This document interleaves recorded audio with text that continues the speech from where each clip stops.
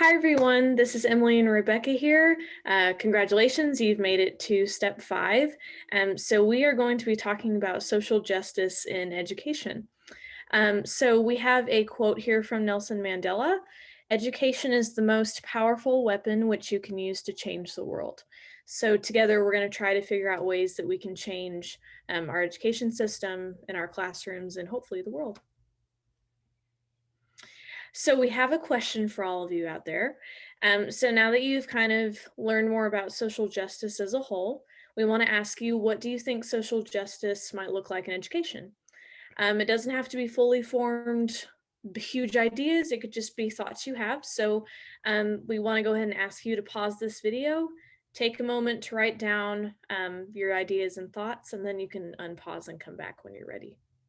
And we'll revisit that later in the presentation. Cool. So defining social justice in education. So Mills College defines social justice in education as a commitment to challenging social, cultural, and economic inequalities imposed on individuals arising from any differential distribution of power, resources, and/or privilege.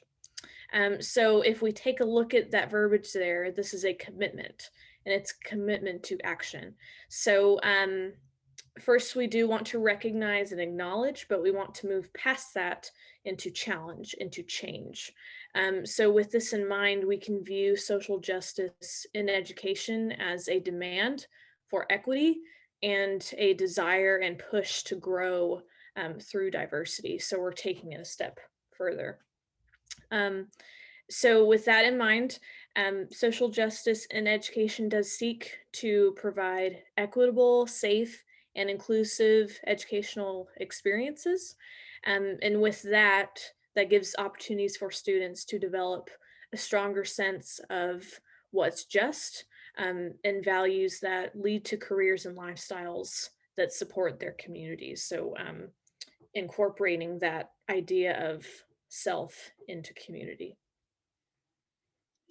So to get a better understanding, here are descriptions of education for social justice from leaders in the field.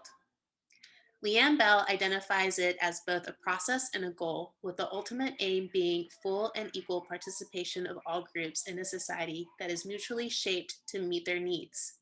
Social justice education is concerned with achieving equitable and quality education for all students. Hackman writes that social justice education encourages students to take an active role in their own education and supports teachers in creating empowering, democratic, and critical educational environments. Westheimer and Kane call for schools to develop justice-oriented citizens who look at social, political, and economic problems systematically and engage in collective strategies for change. So as you can tell, these descriptions of social justice education is all-encompassing, meaning this could be a way for an educational system to be structured, or it can be a way to encourage students' involvement in developing these ideas, incorporate students' identities and backgrounds. It can be created within a classroom environment, and teachers can be the facilitators in the subject matter and incorporate specific pedagogical practices to support these ideas. So now we're going to take a look at movements that came before and played a part in influencing social justice education. Starting in the 1880s and 1890s, the progressive education movement believed that education should focus on the whole child rather than on the content or teacher. Students learn best through active experimentation and experiencing the world. This can be traced back to the works of John Locke. John Dewey is a principal figure in this movement through school reform and publications. In the 1940s came social reconstructionism in education as a reaction to World War II. Reconstructionism believes schools should be agents of social change. George Counts was a leader in this movement who was outraged by the inequality in education between rich and poor. He wanted teachers to educate students for social change in ways of building new social order. Multicultural education incorporates the histories, texts, values, beliefs, perspectives of people from different cultural backgrounds. This movement can be traced as far back as 1896. However, during the 1980s is when the educators developed a new approach examining schools as social systems and promoting the idea of educational equality.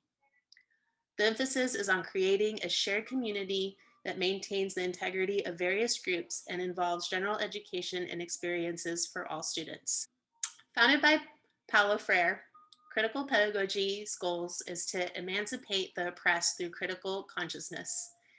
It developed means of using teaching to combat racism, sexism, and oppression.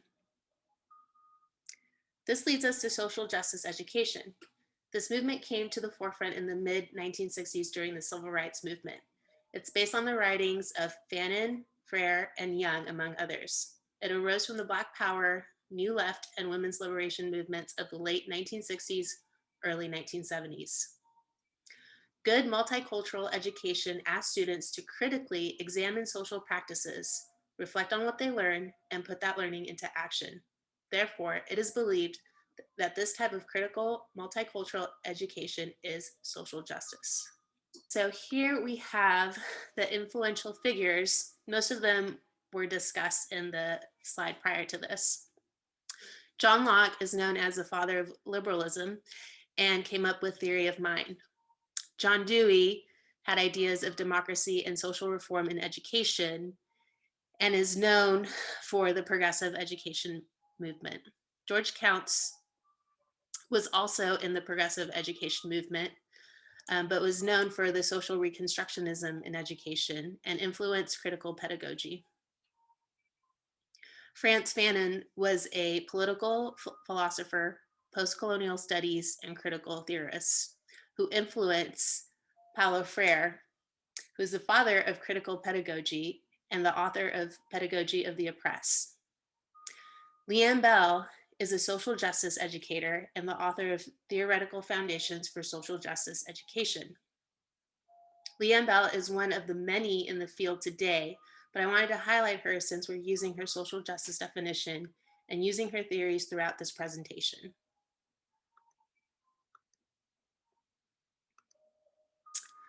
These are a few of the leading educators, scholars, researchers in the field. There's a lot of them, so I'd recommend looking into their work if this is something you're interested in. You can also check out our PDF for some more resources regarding some of their work. Okay, so we are going to take a look at the education system in the United States specifically. So first I want to start with Zachary Wright. He is an educator and a national finalist for the Department of Education's School Ambassador Fellowship. So Wright suggests that while many may believe that schools should assume a more passive stance when it comes to social and political issues, um, that the education system is actually inherently political and social. So he is suggesting that it's impossible for education to be a neutral environment when choices about curriculum, school fees, funding, and so on are all social and political choices. And so I want you to look at this little visual here we have for you on the right. So you can see it's man, and he's talking to all these animals. And he's saying, for a fair selection, everybody has to take the same exam. Please climb that tree. And so I included this for you to show that, something that may look fair on the surface, such as giving everyone the same exam, is actually flawed and unjust underneath, because this one exam is not fitting for everyone else. Not every student is being served and given the proper means to accomplish this. So there's that kind of parallel there that Wright draws. So the injustices that we may see in the educational system may surround race, gender identity, class, ability, sexual orientation, immigration status, religious or spiritual practices, nationality, and so much more than we could list for you here. And with this, we see a disparity between student privilege. So we see that those who aren't as privileged as their peers are receiving an education that's not equal and it's not equitable um, to those who are their privileged peers. And because of this, these students are receiving not only um, a not an inequitable education, but they're also receiving a poor foundation for the future. So moving more than beyond education, this can affect their ability to earn a certain income, access to healthcare, housing, and safety.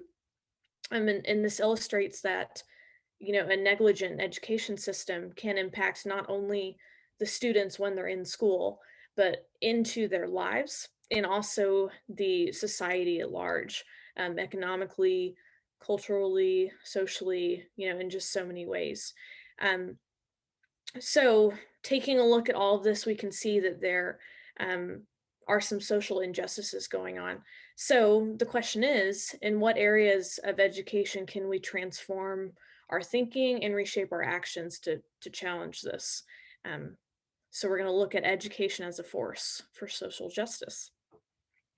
So, Mills College offers four specific areas to consider and adapt through the lens of social justice. So, first, we have programmatic leadership.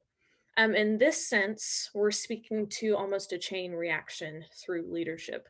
So, we want administrators to take a human interest in their teachers, and then their teachers in turn take an interest in who their students are as people.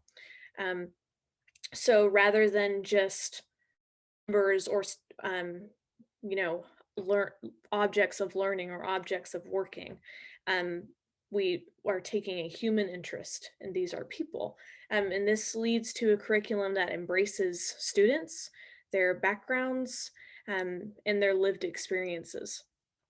So programmatic leadership means that educators in positions of power use their leadership to drive change through philosophical orientation and ethical grounding. Next is planning and assessment. So this is kind of straightforward. So whenever we are looking at this curriculum we want to create, it's planning and examining any potential inequities that may arise, and evaluating how to proceed with that.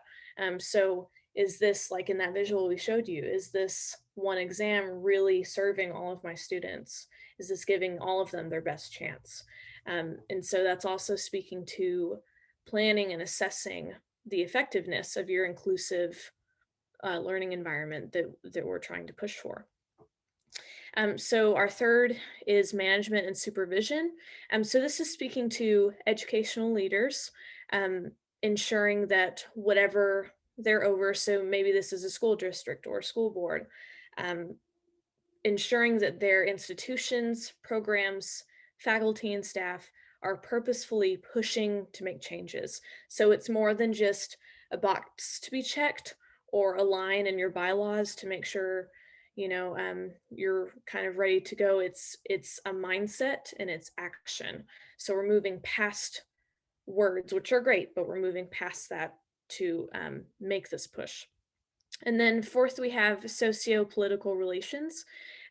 So because we as educators work with large and diverse groups, empathy for these multiple groups and multiple perspectives is vital. So we may be presented with contexts that hold competing interests, and this can be challenging to navigate as educators. So it's just being aware and examining our interactions in those moments. And then lastly, we're going to show you a visual in just a second.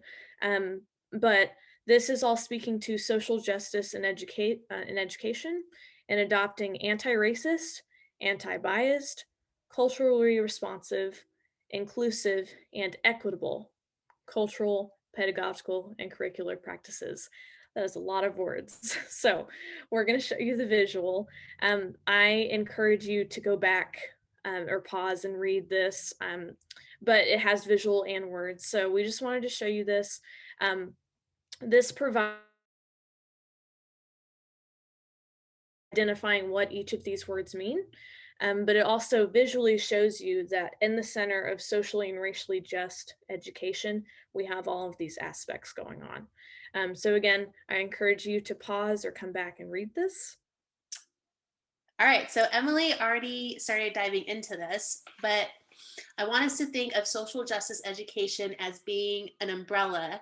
And in this umbrella, there may be many educational theories, such as anti oppressive education, educational leadership, cultural studies, democratic education, critical pedagogy, multiculturalism, post structuralism, feminism, queer theory, post colonialism, globalization, critical race theory, is just to name a few. I'm sure there's many more out there. The same thing can be said for pedagogical approaches, and these can include anti bias curriculum, multicultural education, curriculum studies, teaching for social justice, humanitarian education, inquiry based learning, student centered learning, public sphere pedagogy, feminist composition, eco pedagogy, queer pedagogy, critical consciousness. So that's just to bring awareness of the many ways you can implement these ideas into your classrooms. So now we're going to move on to critiques for social justice education.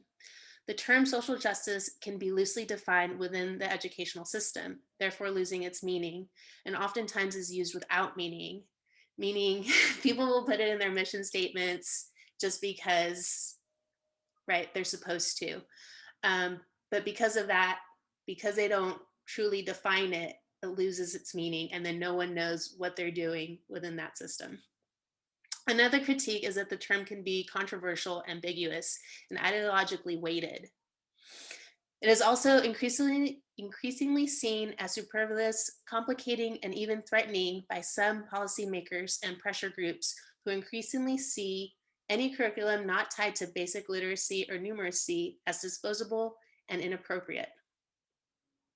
These critiques could extend to teachers and parents who may think that teaching these ideas in schools as being inappropriate.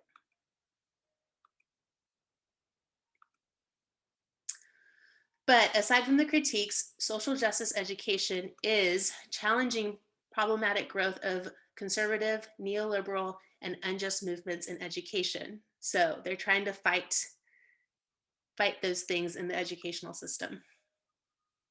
There are challenges within educational, social justice education itself. So people doing the work in this sphere have these challenges. And they include that there's a range of priorities and visions within the social justice education. Challenges arise when agreeing and coming up with the definition of social justice and how to go about implementing it in the educational system. Kind of going back to the first critique. All right, so now we're going to take a look at some strands or categories of social justice education. Because there's so much out there, Kathy Heighton and Sylvia C. Betez kind of categorized social justice education into 5 different strands just to have an organization for it. So the first one is philosophical and conceptual.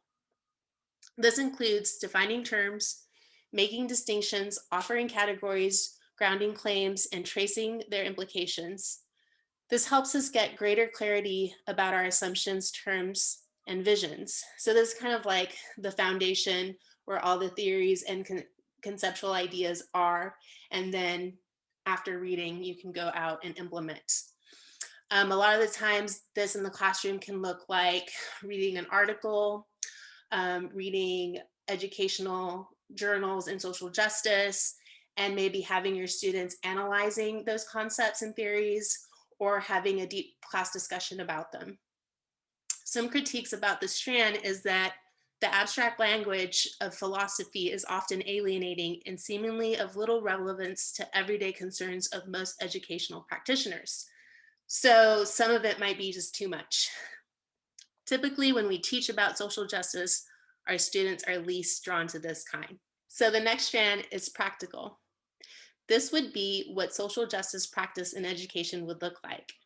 It provides specific examples of what works in challenging inequities and creating more genuine, equality of opportunity. So this strand is what activities you would actually implement in your classroom. Um, and we'll give more examples on what you can do in your classroom later on in this presentation. Bethes, in her discussion of university teaching, outlined 7 skills, practices, and dispositions of activist social justice education. So these are things you can think about and include in your practical strand of social justice. 1 being promoting a mind-body connection. 2, conducting artful facilitation that promotes critical thinking. 3, engaging in explicit discussions of power, privilege, and oppression. 4, maintaining compassion for students. 5, believing that change towards social justice is possible. 6, exercising self-care. And 7, building critical communities. Our next strand is ethnographic and narrative. This offers portraits of injustices related to schools and education, reflections by educators committed to social justice work, and narratives about personal experiences of lived injustice. This can move readers and calls for connections on a deeper level and self-reflection.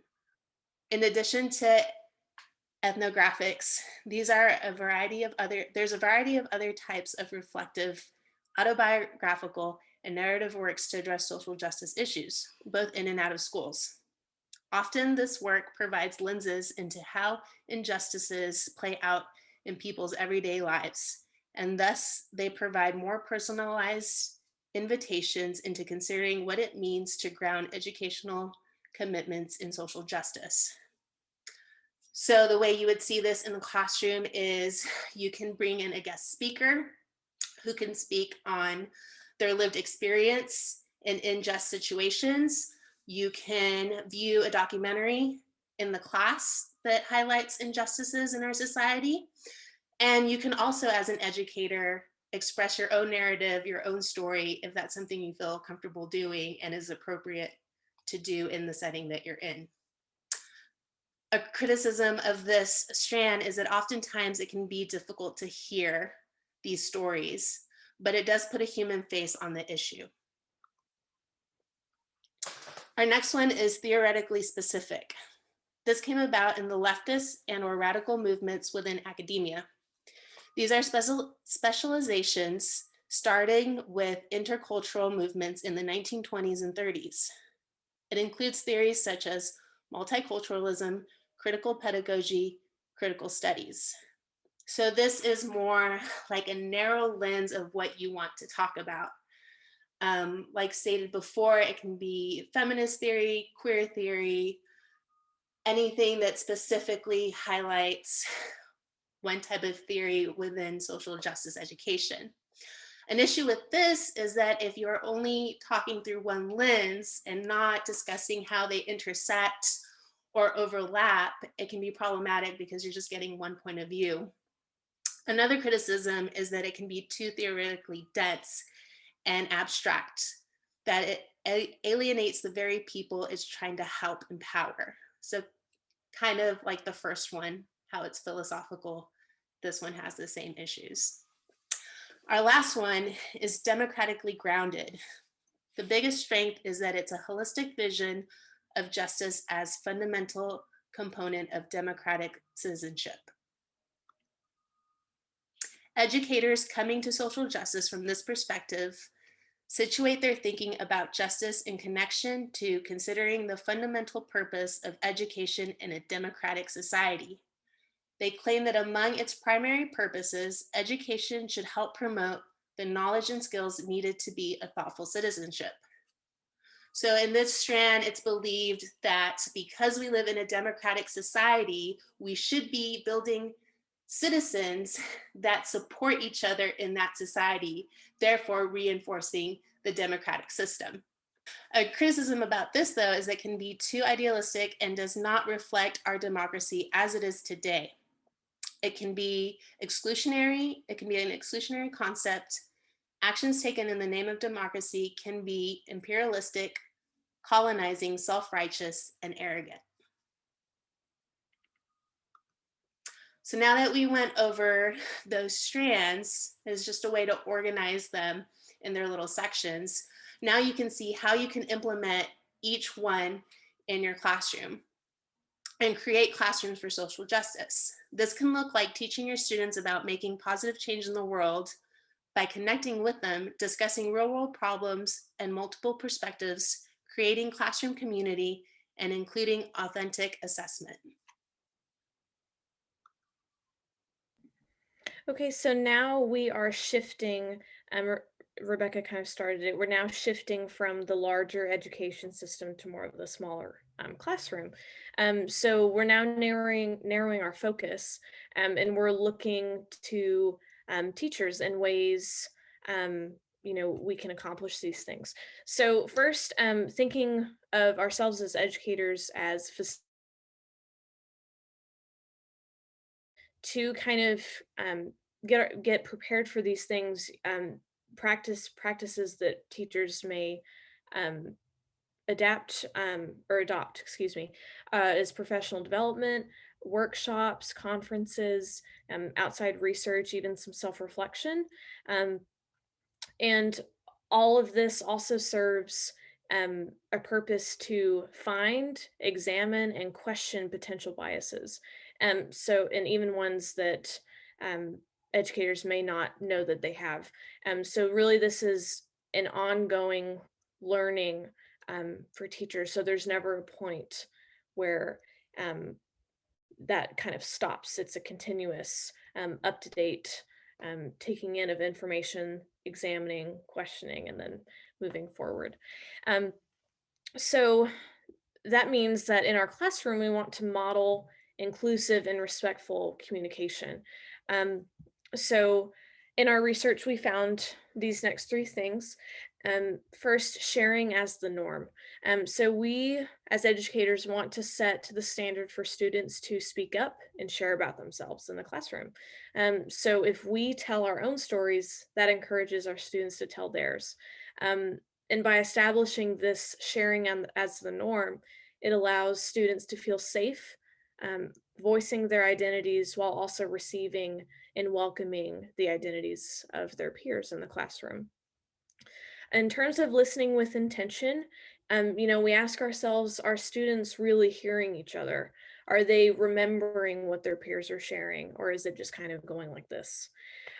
So we want to make it a goal for students to get to know their classmates, recall specific details, and really get to know them. And you can even make a game out of this. Depending on what age group you're working with, Kahoot it up. But really trying to get that in there.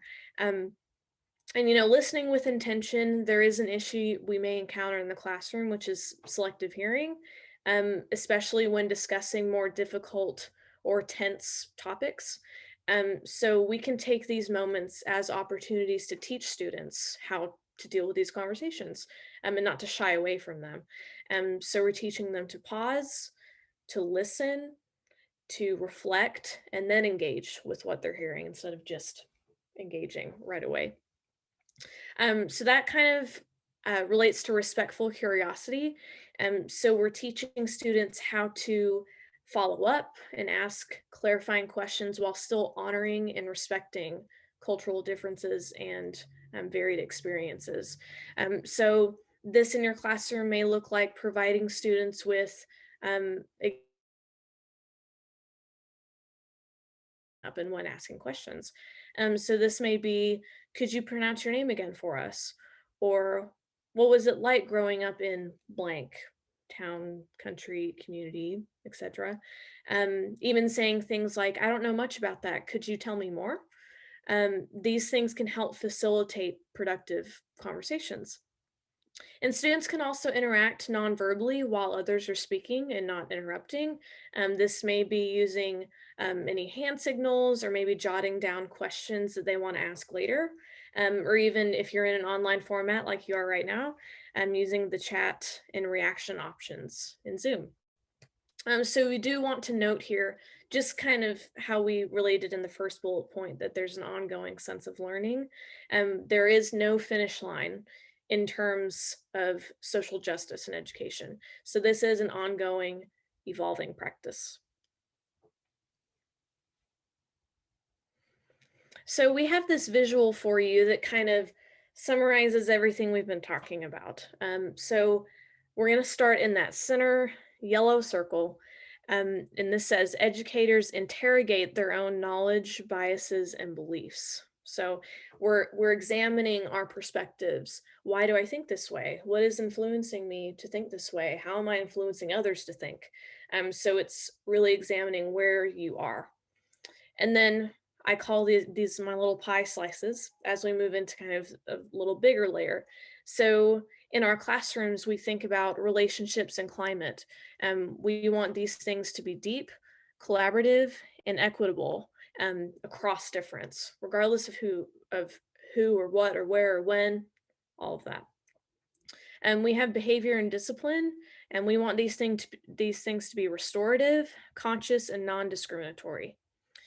Policies and procedures, again, fostering diversity and justice. So not skimming over it and ignoring it, addressing it and making that change and commitment that we talked about in the beginning. We have images and celebrations. So reflecting the diversity of students, their community, and their world. So we're here, and we're here. We're really relating all of these things and again, celebrating and highlighting them. And then we have teaching and learning. We want these things to be relevant, interesting, diverse, and empowering. And that last one is particularly resonating with us. Um, giving students the voices and the safe space to develop, to think, to question, to talk, um, and those things. So then we move to the outer box, and we're seeing how all of these things can be influenced by and get large. Have curriculum standards and testing, that may be, for example, in Texas, TEKS, um, in grade school. We also have unions and boards, educational industrial complex, and state and national policy. So all of these things are creating containers, they're intersecting. Um, all of this, influences each other. So this visual kind of shows us how everything um, connects in almost layers. So really the educational system is more than more than something really really simple and you can just put a stamp on it. So hopefully you can come back and reference this, but we thought this was really helpful.